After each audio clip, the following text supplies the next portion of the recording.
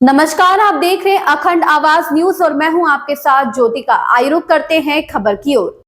कांग्रेस अध्यक्ष मल्लिकार्जुन खड़गे और लोकसभा में विपक्ष के नेता राहुल गांधी और द्वारा प्रधानमंत्री मोदी को लिखे गए पत्र पर कांग्रेस सांसद जयराम रमेश ने कहा, हमने कई विपक्षी नेताओं के साथ चर्चा की, जिसके बाद कांग्रेस अध्यक्ष और लोकसभा में विपक्ष के नेता कल रात प्रधानमंत्री मोदी को पत्र लिखकर पहलगाम आतंकवादी हमले पर चर्चा के लिए संसद के दोनों सदनों का विशेष सत्र बुलाने का अनुरोध किया।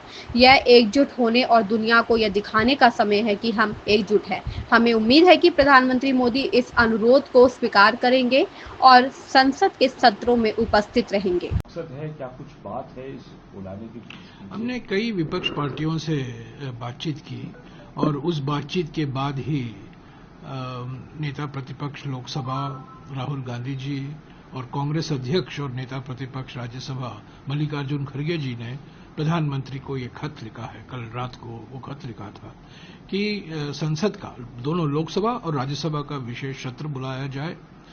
जो क्रूर आतंकी हमले हुए हैं पहलगाम को लेकर, जो स्थितियां पैदा हुई हैं उस पर चर्चा हो, जिम्मेदारी से चर्चा हो। सब संवेदनशील समय है, सब पार्टियां पहचानती हैं, जिम्मेदारी से चर्चा होगी और मकसद ये ही है कि हम दुनिया को एक सामूहिक संकल्प दिखाएं, देश को, दुनिया को एक सामूहिक संकल्प दिखाएं कि हम एक हैं। ये एकता का समय है, एकजुटता का समय है, ध्रुवीकरण का समय नहीं है।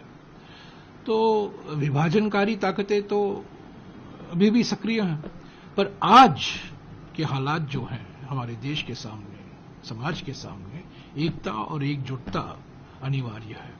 और खड़गे जी का मानना है, राहुल जी का मानना है कि एकता और एकजुटता, एक सामूहिक संकल्प दिखाने के लिए, दर्शाने के लिए, प्रकट करने के लिए, साबित करने के लिए एक विशेष लोकसभा और राज्यसभा सत्र बुलाया जाए। हम उम्मीद करते हैं कि प्रधानमंत्री इस निवेदन को स्वीकारेंगे और खुद मौजूद होंगे लोकसभा में और राज्यसभा में।